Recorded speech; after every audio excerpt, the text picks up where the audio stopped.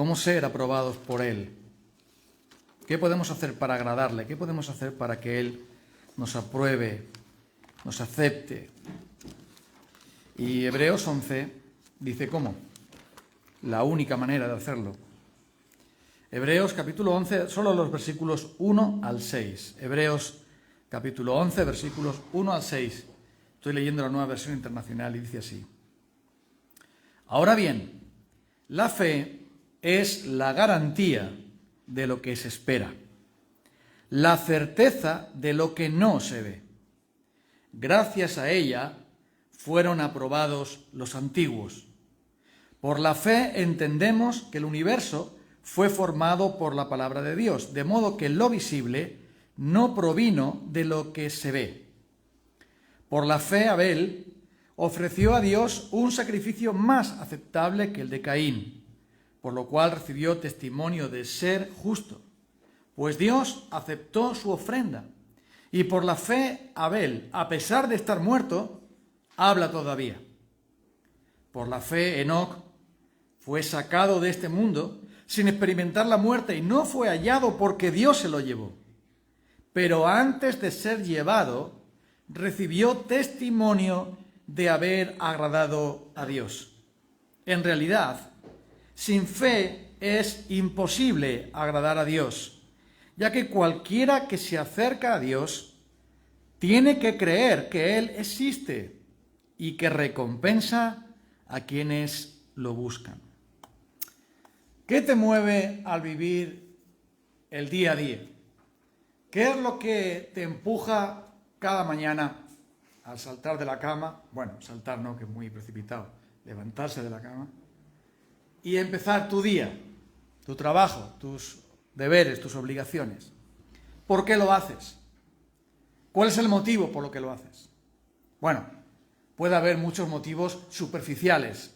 Si no trabajo, no me pagan. Y si no me pagan, no tengo dinero. Si no tengo dinero, acabo muy mal. Entonces, ese es un motivo superficial. Pero debe de haber un motivo más profundo, ¿no? No solamente te levantarás de la cama solo porque tienes que hacer un trabajo para que te puedan pagar un dinero. Hay algo más, ¿no? ¿O no? Muchas veces lo que hacemos tiene un trasfondo de querer agradar a otros. Necesito que los demás me aprueben. Necesito que digan que soy un buen trabajador. Necesito que digan que soy un buen esposo, una buena esposa, un buen hijo, un buen estudiante.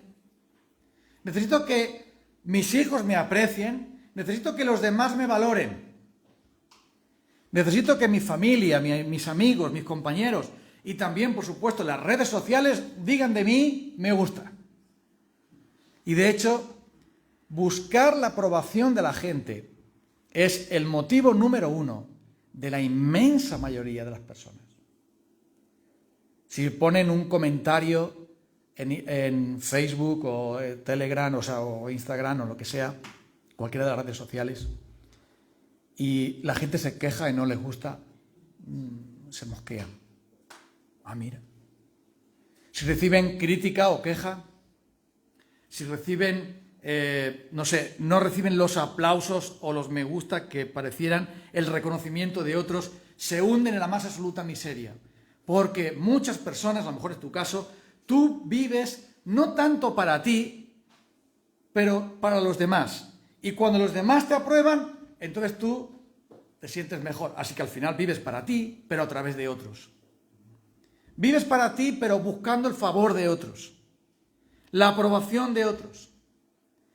Y hay personas que cuando ya no tienen esa aprobación, deciden hundirse en la depresión, caer en cualquier tipo de adicción o hasta quitarse la vida.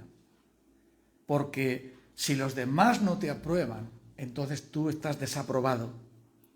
Si los demás no reconocen tu trabajo, tu valía, tu conocimiento, tu cariño, tus esfuerzos, si los demás no te dan aquello que tú demandas, se acabó para ti. A ti te parece una carga espantosa porque andas buscando sentirte mejor a través de los demás, a través de la aprobación de otros, sobre todo de las personas que te importan. Lo que no, personas que no te importan, te da igual, pero buscas que los que te conocen y te aprecian y te están contigo, te aprueben. Es por eso que te sientes vacío y triste. El problema, ese problema se llama pecado. Tú no eres el importante. Tú no eres el centro. Pero tú crees que sí. Que eres todo lo que importa. Y estás buscando, ¿qué? La aprobación de otros, el aplauso de otros, el reconocimiento de otros, para tú sentirte que de verdad tienes valor. Pero escucha, ¿por qué no dejas de mirarte a ti mismo y de mirar a los demás para ver si te aprueban ellos, si te aceptan ellos, si te aplauden ellos, si de ellos te motivan, y empiezas a pensar, ¿soy aprobado delante de Dios? ¿Soy aceptado yo por Dios? ¿Qué piensa Él de mí? Porque finalmente cuando te mueras, o cuando hay una etapa de tu vida en el que no te importen tanto las personas, tú un día te vas a encontrar con tu Creador, con tu Hacedor. Y ahí no va a estar tu esposa, tus hijos, tus compañeros de trabajo, los me gusta de Facebook. Ahí no va a haber nadie sino tú y solo tú delante de tu Creador, y entonces recibirás de su boca la sentencia final. ¿Estás aprobado por Dios? ¿Vives en aprobación suya o estás buscando tu propia aprobación? La aprobación de los demás.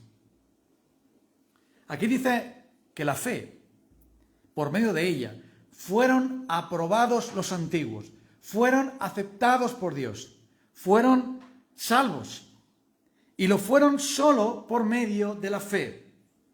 Por lo tanto, saber si tienes la fe verdadera es vital para ti, más que la comida, más que la bebida, más que la casa, la familia y las cosas de esta tierra. Lo que más importa es que tengas la seguridad de que has sido declarado justo y aprobado por la fe en Cristo. Pero eso no acaba ahí, porque Hebreos 11 habla de dos facetas de la fe. La fe es una moneda que tiene una cara y una cruz. La cara tiene que ver con que yo soy aprobado por Dios mediante Jesucristo, su obediencia perfecta y su sacrificio perfecto en la cruz del Calvario, y todo por la gracia, nada más. Pero hay otra cara más de la fe, o sea, la otra parte de la moneda de la fe es la cruz, y tiene que ver con que esa fe por la cual soy declarado inocente en Cristo, fuera de mí, esa fe también me cambia, también me santifica, me purifica, me transforma. Así que tenemos que distinguir entre el acto de la fe, mirar por la fe a Dios, pedir misericordia a Dios, ser perdonado, ser justificado, igual que miró el ladrón a Jesús en la cruz. Acuérdate de mí cuando vengas en tu reino. Esa es la fe que justifica. Y Jesús le dijo, de cierto te digo que hoy estarás conmigo en el paraíso. Esa es la fe que justifica. Pero Hebreos 11 habla en los primeros versículos de esa fe, pero después habla de la fe que santifica. Estos que creyeron, los antiguos que creyeron, todos estos hombres, desde el principio, desde Abel en adelante, todos vivieron por la fe. Creyeron y luego vivieron en la casa de la fe. ¿Y eso trajo qué? Trajo efectos en su vida. Y también trajo frutos en su vida. Así que la fe tiene esas tres cosas. Mirar a Cristo para ser salvo una vez y ya está. Una mirada de fe, como dice aquel cántico, es la que puede salvar al pecador. Nada más. Esa mirada de fe. Pero después esa fe te santifica ¿para qué? Porque tiene efecto dentro de ti. Te da esperanza, te da paciencia, te da valor, te da fuerza, te da todo lo que Cristo te puede dar tocando tu vida dentro de ti. Y finalmente, a cambiar tu carácter, por medio de la fe también cambia tu conducta, es decir, los frutos. La fe tiene efectos en tu vida, que son los hijos de la fe. Pero luego también tiene consecuencias para ti, que son los frutos de la fe. Así que aquí habla Pablo de todo ello. Perdón, o quien fuera, Pablo o cualquier otro apóstol que lo escribiera. No sabemos quién en verdad. Pero estos hombres fueron justificados por medio de la fe. Y ellos supieron que habían sido justificados. ¿Por qué lo supieron? porque tenían 2 testimonios, 2 certificados, 2 seguridades de que ellos de verdad eran de Dios. Primero, dice que ellos sintieron que eran de Dios. Lo dice el apóstol Juan. El que cree en el Hijo de Dios tiene el testimonio en sí mismo. Cualquiera que es creyente, el Espíritu de Dios le da testimonio de que es de verdad un creyente, que confía en Jesucristo, que vive por Él, que es de Él. Pero por si fuera poco, tuvo otro testimonio, que Dios mismo se encargó de plasmar en la palabra y testificar así por escrito también, que estos hombres, fueron puestos como modelos de fe, porque fueron aprobados por el Señor. Testimonio dentro de ti, testimonio fuera de ti. La palabra de Dios testifica por fuera, el Espíritu testifica por dentro. En cada creyente también. Porque nos dice que si hemos creído en Él, tenemos vida eterna. Y eso es el testimonio externo. Abel y Enoc son mencionados aquí como personas que creyeron. Abel fue aprobado por Dios. ¿Por qué? ¿Porque su sacrificio era maravillosamente perfecto? No, porque su sacrificio provenía de la fe. Aceptado fue Abel por la fe. Fue aceptado él y su ofrenda. Caín no fue aceptado ni él ni su ofrenda. Porque si tú no eres aceptado por Dios, tus ofrendas tampoco valen. ¿Está claro? Si una persona no es aceptada por Dios, todo lo que hace no tiene ninguna aprobación de Él.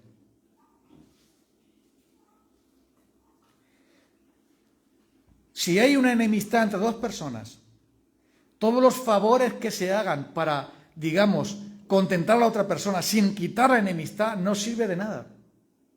Quita primero la enemistad, que es lo que el Señor hace, y después puede venir todo lo demás.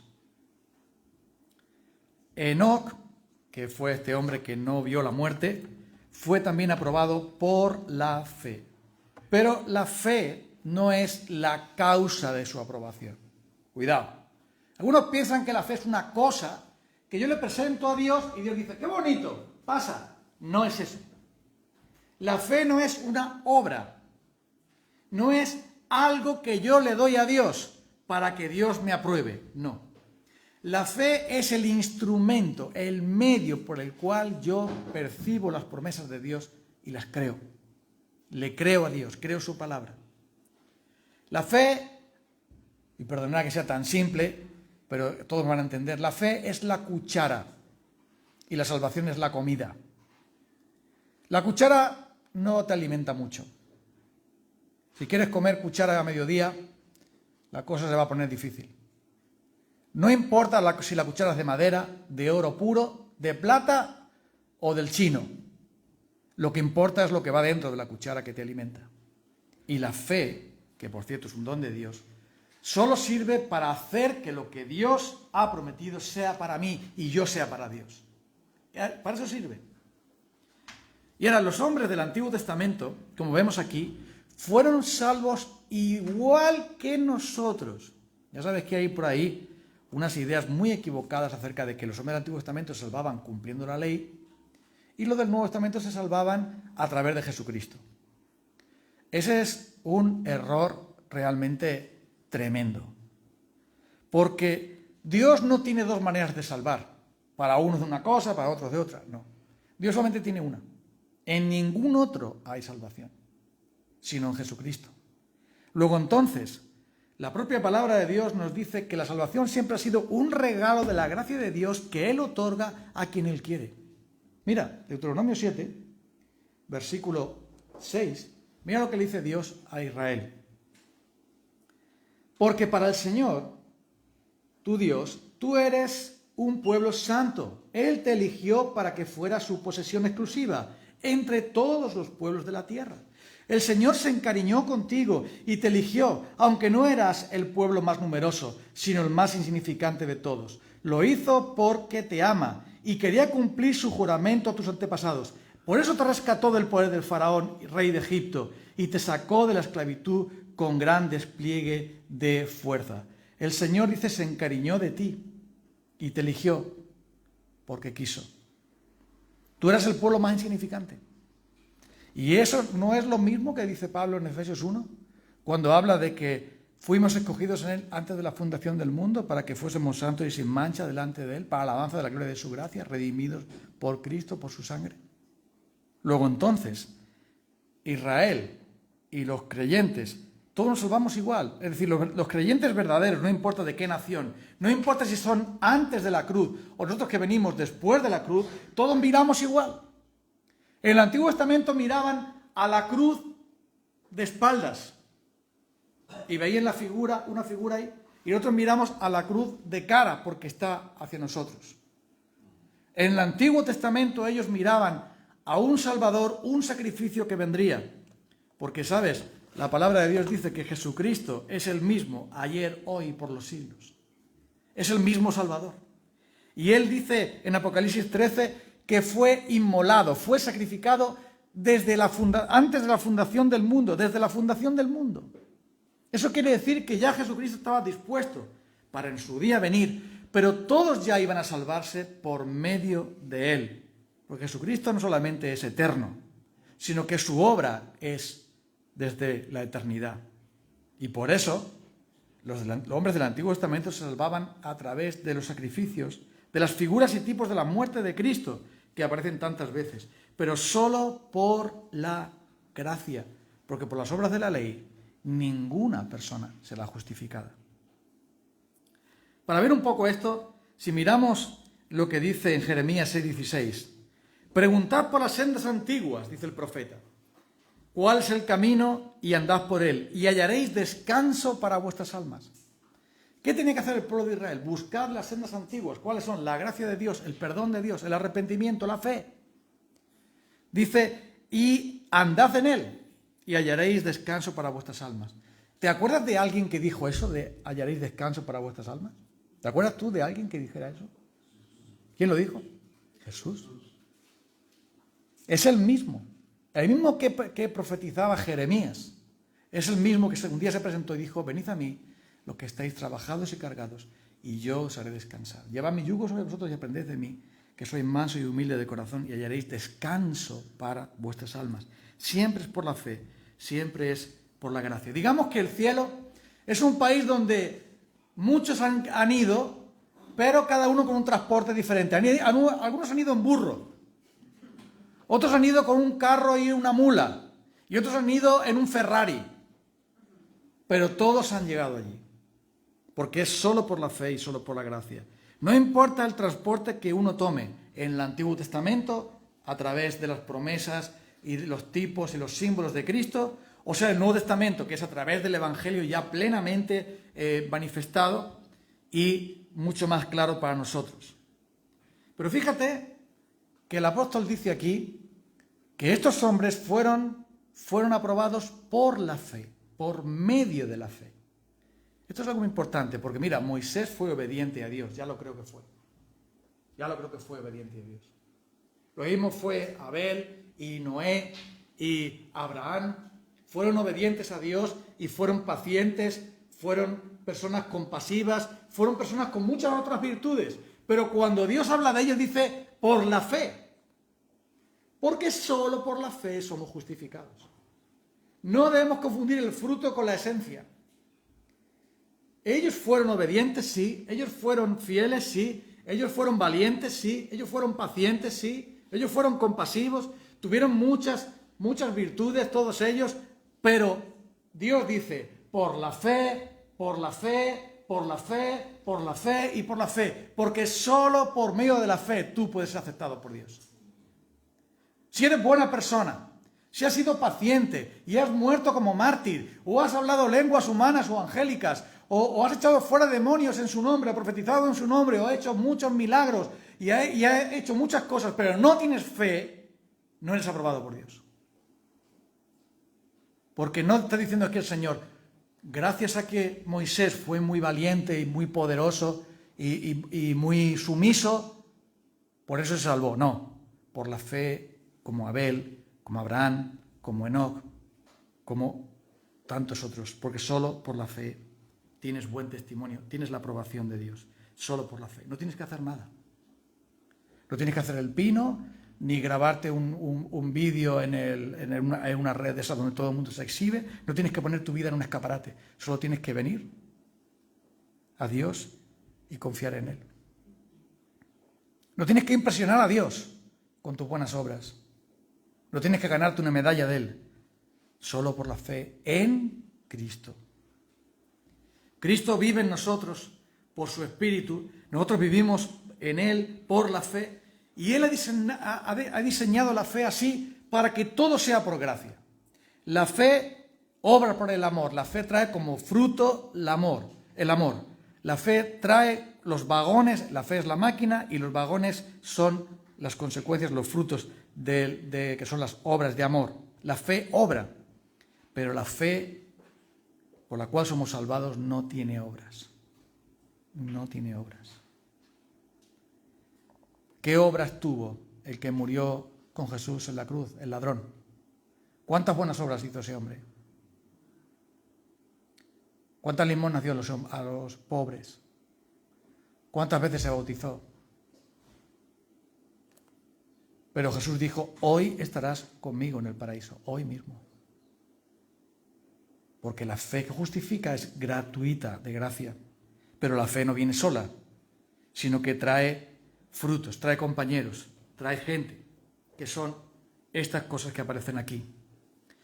La fe es como ese hilo de oro donde las joyas se cuelgan. Todos los collares llevan un hilo donde se ponen las perlas, donde se ponen las joyas. Y la fe es ese hilo de oro donde todas las virtudes se colocan. Y sin ellas, sin él, se caerían. Así que las demás cosas que se añaden a la fe. Y 2 de Pedro dice que a los que hemos creído en él, añadid a vuestra fe virtud, a la virtud paciencia, a la paciencia dominio propio, etc. Añadid a la fe, porque la fe es el cimiento. Pero la fe no se queda ahí, sino que ahora tú tienes que edificar. Si pones el cimiento, después tienes que añadir ahí. Pero es la fe que lo sostiene todo. Que lo que sostiene una casa es el cimiento.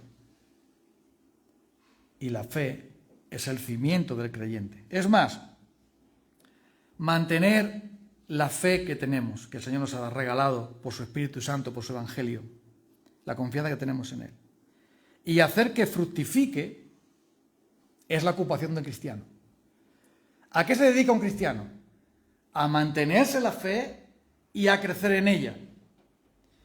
¿Y esto por qué? Porque es la obra que Cristo quiere que hagamos.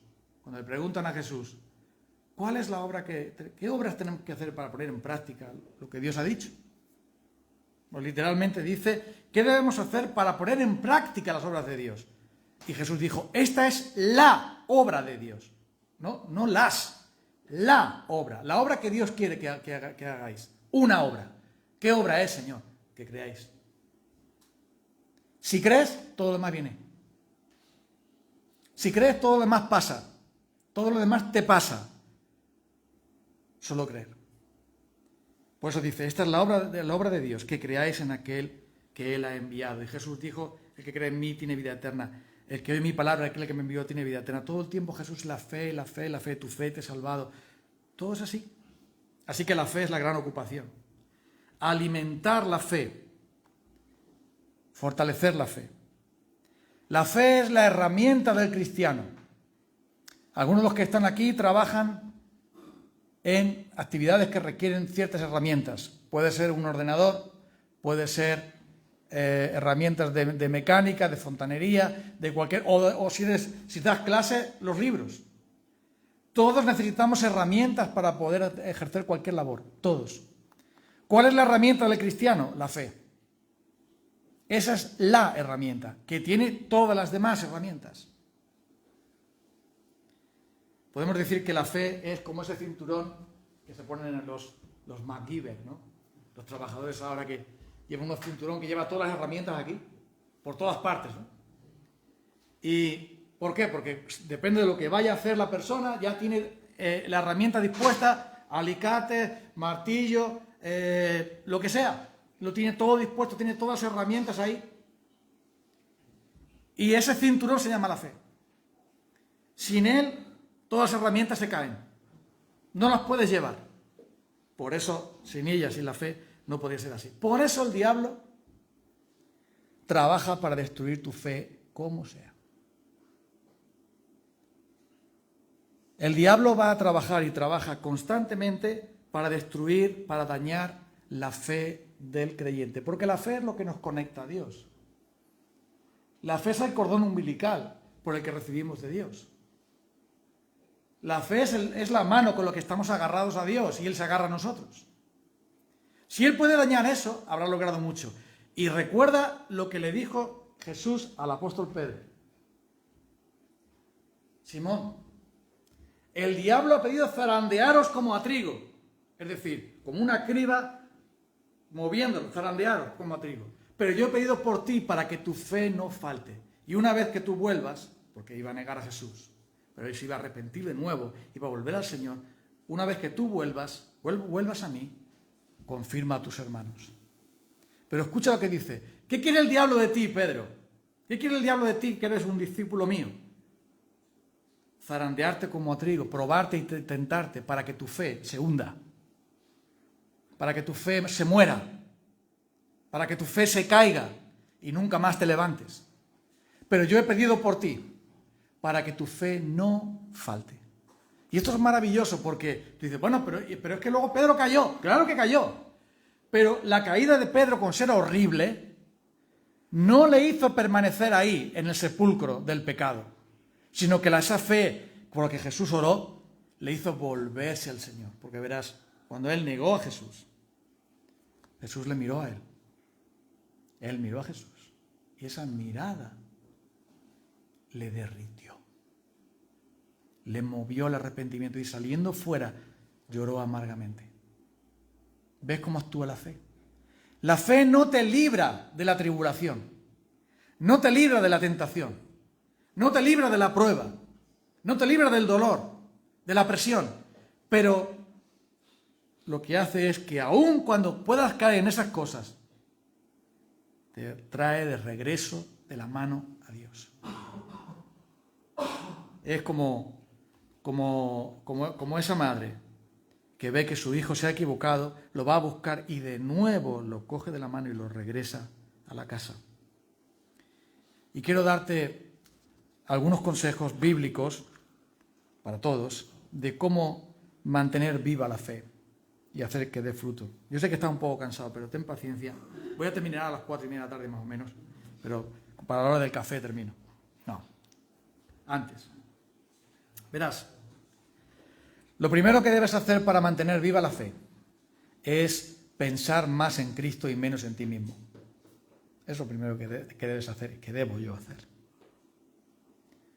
Porque verás, la fe es como un fuego que el combustible se llama Jesucristo. Cuando tú piensas en Cristo, lees su palabra, meditas su palabra, hablas con Él y piensas en Él, meditas en Él, y piensas en lo grande que es Él, en su amor, en su poder, en su gracia, en sus promesas, en su presencia. Cuando llenas tu mente y llenas tu corazón de Cristo, tu fe sale en ebullición. Tu fe empieza a arder más y más. Como cuando le echas mucha leña a un fuego. Cuando añades mucho carbón al fuego, entonces sube la temperatura más y más. Y ese es el combustible de la fe, se llama piensa en el Señor Jesucristo. Por eso cantamos a Cristo. Por eso hablamos de Cristo. Por eso pensamos en Cristo. Porque eso es lo que va a mantener nuestra fe. Nuestra fe está puesta en Él. Y tristemente, los pensamientos de los creyentes están en cualquier chorrada de verano. O bueno, ya de otoño. Cualquier tontería es más importante. Horas y horas perdidas en cosas que no te dan ningún provecho. Más bien te arruinan la fe. Pero si la fe es tan importante, cuida de ella. Cuida de ella. Como alguien dijo, vives en un cuerpo y solo tienes uno. Más vale que lo cuides. Porque es la casa donde tú vives. Y esa ilustración es interesante, ¿no? Eso lo dijo alguien no creyente. Pero él decía, ¿dónde vives tú?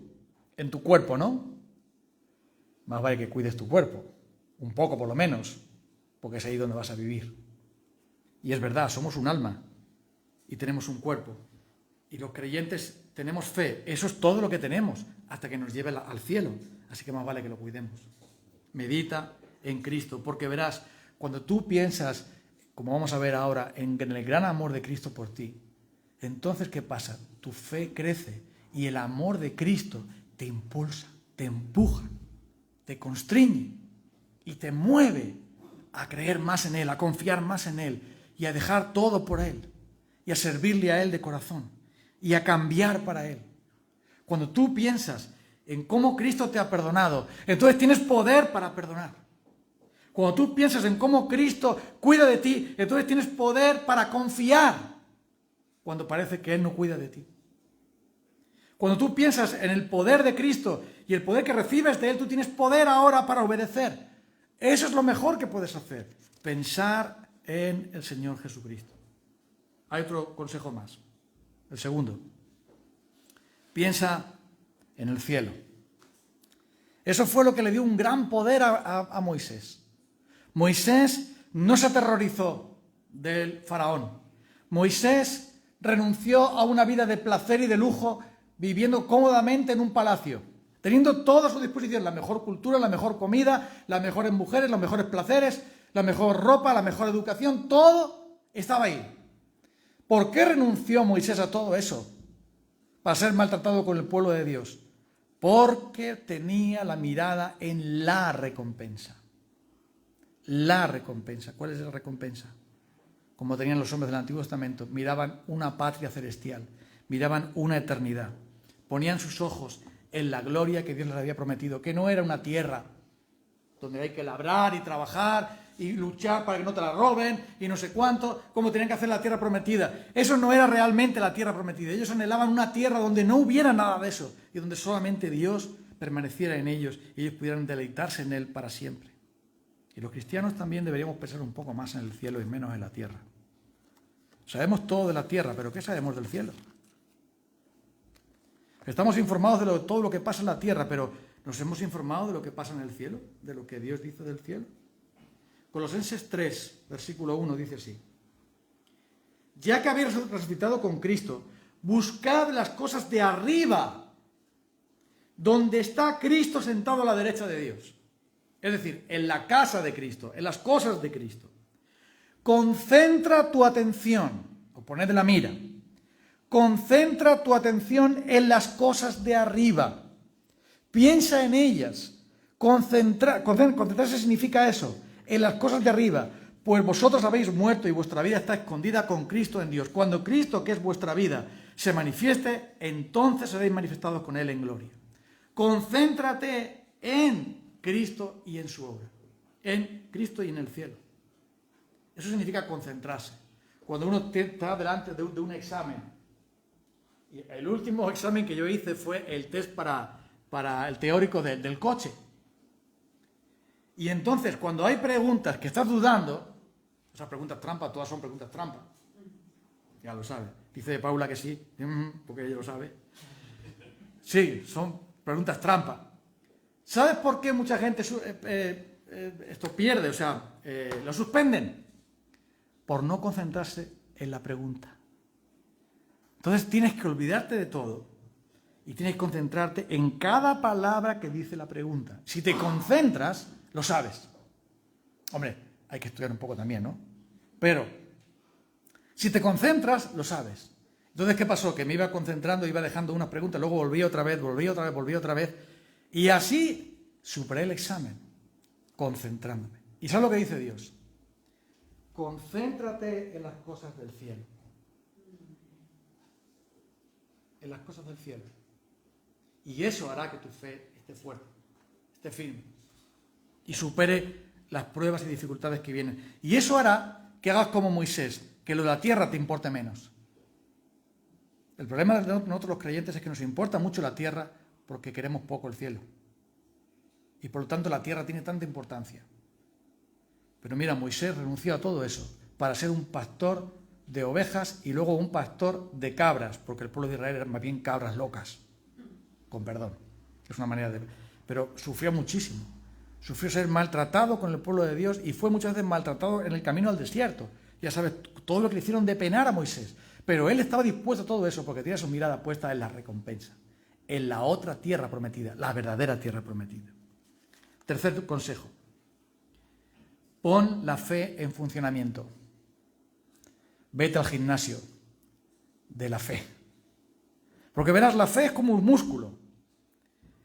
Está mejor cuanto más se ejercita.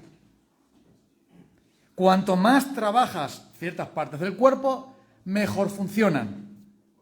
Y así pasa con la fe. La fe se demuestra por las obras. Ejercita la fe haciendo obras. Porque además no existe la fe invisible. Eso no existe. La fe tiene que verse. Dice Santiago, muéstrame la fe por tus obras. No se puede mostrar la fe sin obras. Los hombres tienen que ver nuestras buenas obras, las personas que nos rodean, para que glorifiquen al Padre que está en los cielos. Una persona no puede ver qué hay en tu corazón, si eres un creyente que ama a Dios, que confía en Él. Eso no lo puede ver una persona no creyente. Pero sí puede ver tus obras. Sí puede ver cómo tú te comportas, sí puede ver tu carácter, sí puede ver cómo tú hablas, sí puede ver lo que tú buscas, sí puede ver en qué empleas el tiempo, en cómo llevas tu vida, en cómo hablas, en cómo sientes, en cómo piensas. Eso sí lo puede ver cualquiera, las buenas obras y lo que haces por otros. La única manera que tienen los demás de ver la fe tuya es cuando ven tus hechos, tu obra. Y no basta entonces con decir, voy a la iglesia, leo la Biblia, tengo un rato para orar, leo libros cristianos, me relaciono con alguna persona cristiana. Eso no es suficiente. La fe es mucho más que eso. El apóstol Pablo dice de los romanos, vuestra fe se ha divulgado por todo el mundo. Vuestra fe, vuestra obediencia y fe, muchos se han dado cuenta de eso. ¿Realmente se ve nuestra fe? ¿O es invisible? Es algo que no se ve. Porque la fe, si no tiene obras, está muerta. Está de cuerpo presente. Nada más, de cuerpo presente. Pero no tiene vida. Y finalmente, la última cosa. La fe trae caridad. El apóstol Pablo dice que si no tengo amor, nada soy. Que el amor todo lo sufre, todo lo cree, todo lo espera, todo lo soporta. El amor nunca deja de ser. Si tú tienes fe, tienes que ser una persona diferente. Tú y yo. No digo tú, ya sabes que yo también estoy envuelto en esto. Si de verdad tienes fe, amigo, amiga, hermano, hermana, tienes que cambiar. No puedes seguir así. Porque dice el Señor que si hablas en lenguas humanas y angélicas, si tienes fe milagrosa para trasladar montes, y no tienes caridad, es decir, amor, el ágape, el amor verdadero, desinteresado, el amor sacrificial, el amor que se entrega, el amor en su más alta estima, o sea, más alto grado, de nada te sirve. Y ahora mira, cuando dice que el amor todo lo sufre, ¿qué quiere decir con esto? Cuando dice que el amor todo lo cree, porque emplea esas palabras, todo lo sufre, todo lo cree, todo lo espera, todo lo soporta.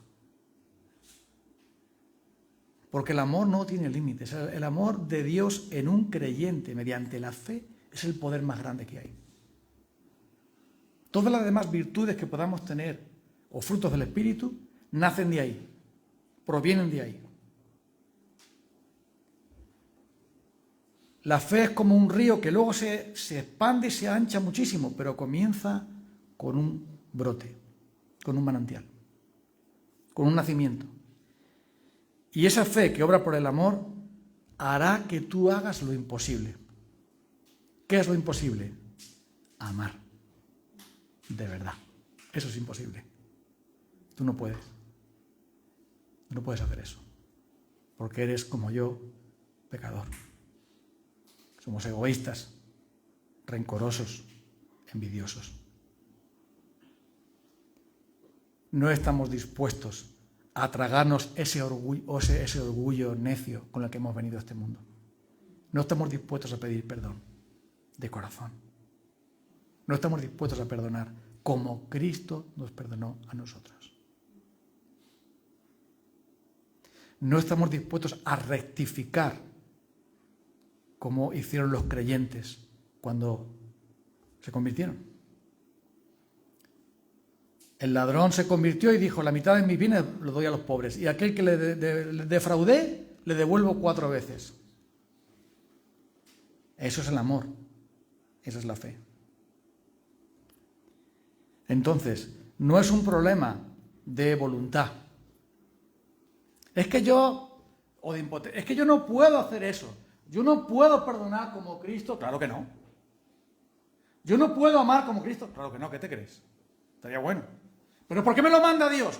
Porque todo lo puedes en Cristo que te fortalece. Claro, eso sí es sencillo. ¿Por qué me manda Dios algo tan difícil, algo tan duro? Algo que sobrepasa mis fuerzas. Es injusto, es inhumano. ¿Cómo va a ser que Dios me pida eso si yo no puedo? Claro que te lo pide, porque es mayor el que está contigo. Esa es la idea. Por la fe, tú puedes hacer lo imposible. ¿Qué es lo imposible? Ver al invisible, como Moisés. Ver la ciudad celestial, como Abraham, que los demás no veían más que desierto, y Abraham dice: yo voy a mi tierra. Esta no, la otra. Por la fe, tú puedes pedir perdón, puedes perdonar, puedes reconciliarte, puedes cambiar y puedes ver mucho más, pero es solo por la fe. Luego entonces, cuando alguien dice: soy creyente, pero esto no... No, espera. Tú eres creyente, pero con C minúscula. Porque por la fe lo puedes. Por la fe lo puedes. Tengo este problema, esta adicción, y no me puedo quitar de esta adicción. Ya he probado de aquí, de allá, para acá. No funciona. Yo me tengo que morir con esto. De esto no, pero con esto me muero. ¿Ah, sí? ¿Cuál es el problema? Falta de poder espiritual, falta de voluntad, no sé cuánto, el ambiente, la presión. Déjate de excusas. El problema es que tú no tienes fe. No eres creyente como deberías. No somos creyentes como deberíamos.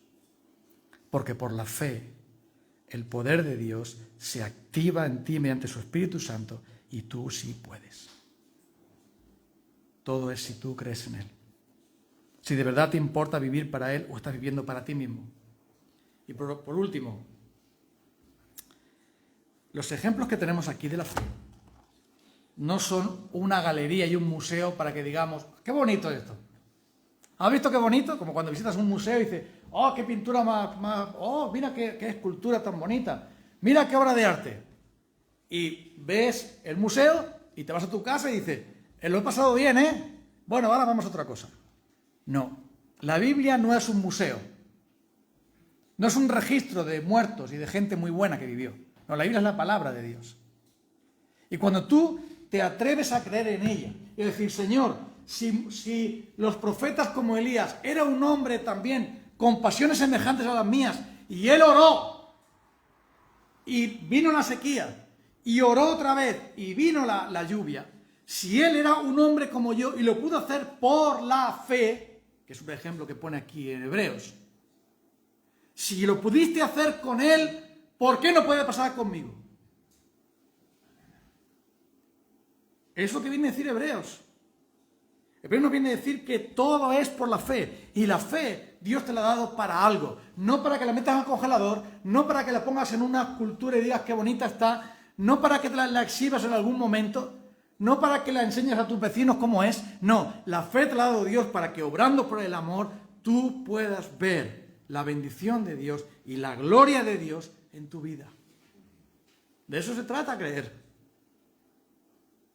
Pero tienes que atreverte a hacerlo. Así que te urjo hoy, que ahora que vamos a tomar de los símbolos del Señor, a que le pidamos al Señor la fe que nos hace falta. La fe que nos va a dar el valor, el poder, las facultades, los medios. Porque verás, cuando tú confías en Cristo, Cuando tú confías en Dios y por la fe te acercas a Él y dices, Señor, yo no puedo, pero quiero obedecerte. Yo no sé qué hacer, pero tú sí sabes cómo. Yo confío en ti, sé que me vas a dar una solución, sé que me vas a dar lo necesario, sé que vas a suplir toda necesidad, sé que vas a darme todo lo que tú tengas a bien darme. Yo confío en ti y creo en ti y lo dejo en tus manos. Cuando tú eso lo haces de corazón, el poder de Dios viene a ti. Hay una historia, voy a sacar aquí un poco la mesa esta.